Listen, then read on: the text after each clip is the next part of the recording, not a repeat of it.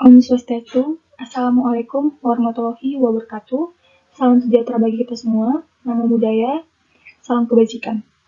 Kami dari kelompok 5 ingin mempresentasikan hasil tugas studi kasus toksikologi kimia, yang dimana kami beranggotakan 5 orang, yaitu ada Madea Biseka dengan NIM 2006, Marigo Retiling dengan NIM 2007, Windy Cynthia Brutarigan dengan NIM 2008, Ibu Gede Ardina dengan NIM 2025, Kenny Anggreni dengan NIM 2027.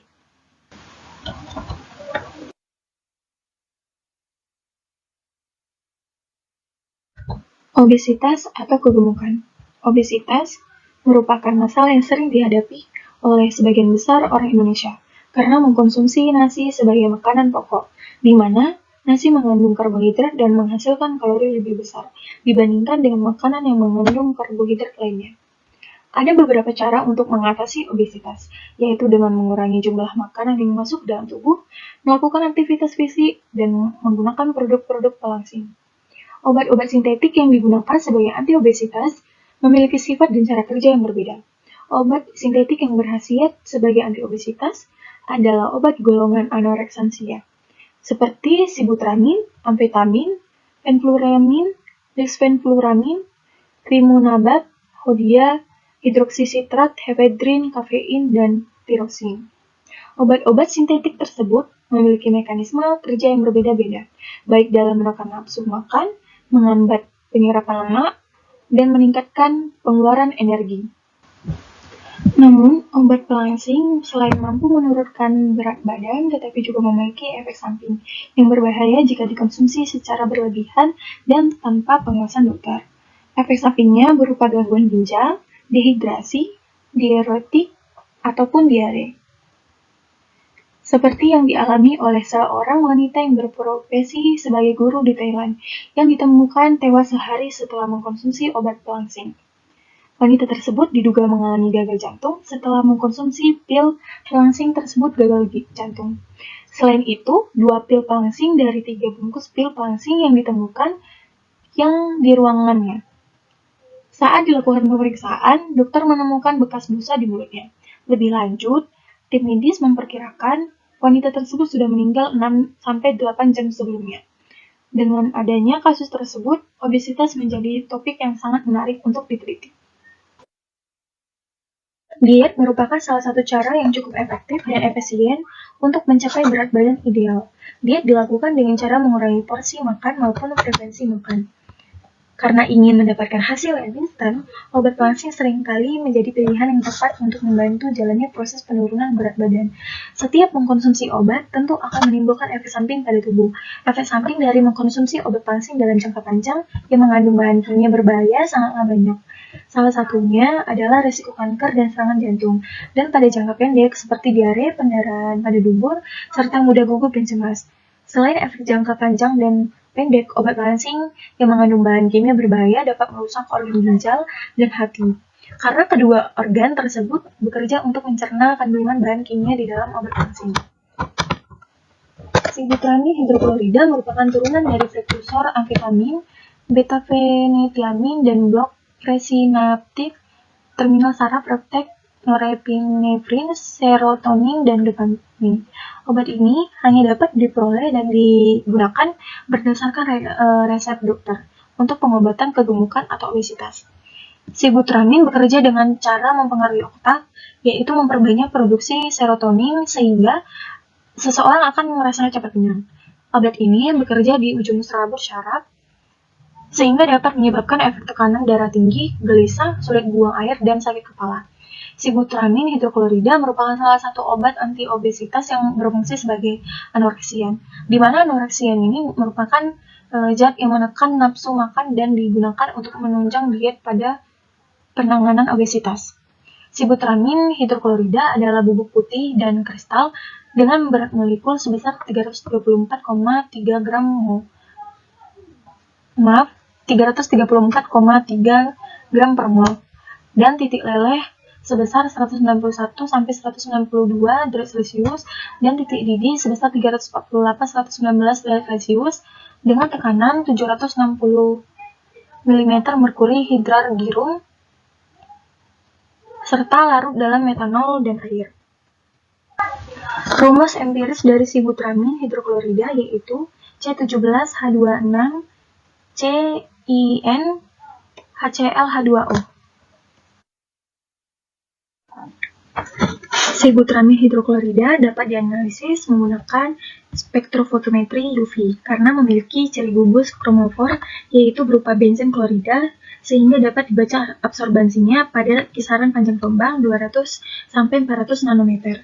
Gugus kromofor yaitu sebuah gugus atom dalam senyawa yang dapat menyerap sinar ultraviolet yang biasanya berupa ikatan rangkap, di mana gugus benzen memiliki panjang maksimum sekitar 200 nanometer, tetapi karena sibutramin memiliki gugus benzen klorida, sehingga panjang maksimum yang didapatkan yaitu sebesar 230 nanometer. Dikarenakan gugus benzen mengalami pergeseran batokromik, membuat panjang maksimum ke arah panjang gelombang yang lebih besar.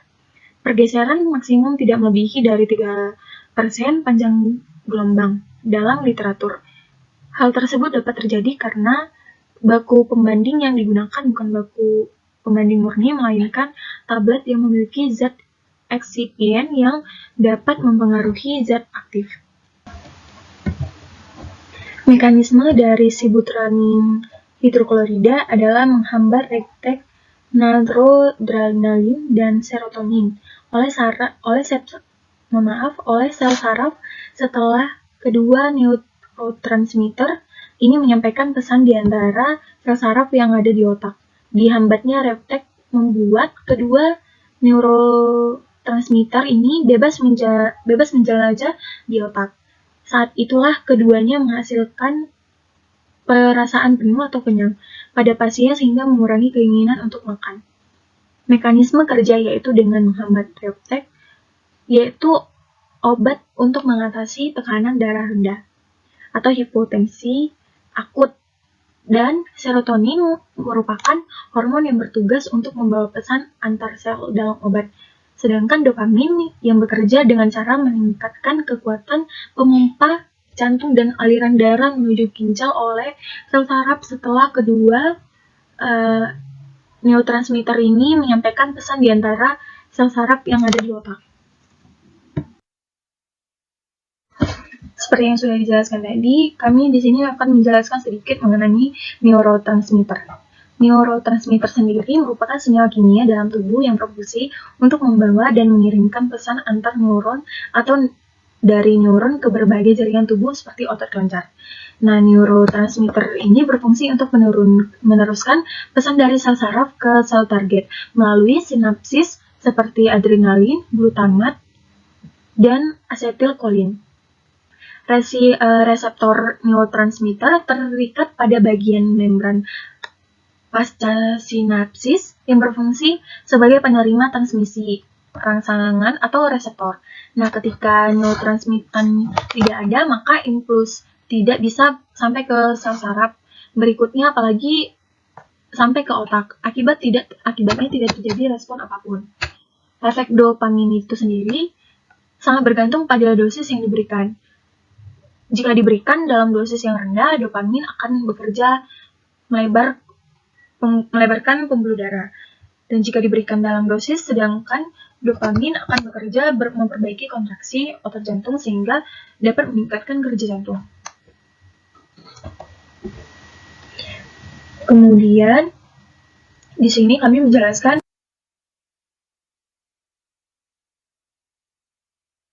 efek samping dari penggunaan sibutramin hidroklorida, yaitu efek samping yang dapat timbul menggunakan sibutramin HCl ini meliputi peningkatan tekanan darah dan denyut jantung, serta sulit tidur. Nah, resiko lain mengkonsumsi obat-obat anti obesitas tanpa pengawasan dokter, yaitu membuat tubuh lemas dan sistem kekebalan tubuh menurun.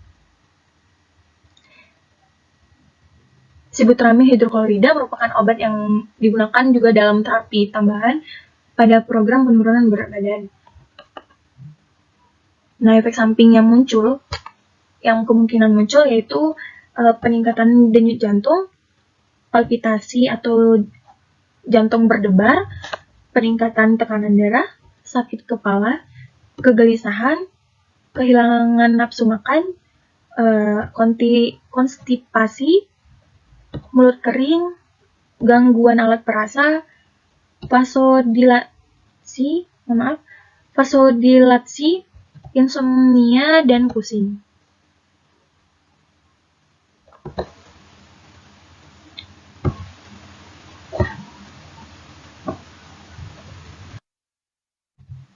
Pencegahan penggunaan obat sibutramine hidroklorida.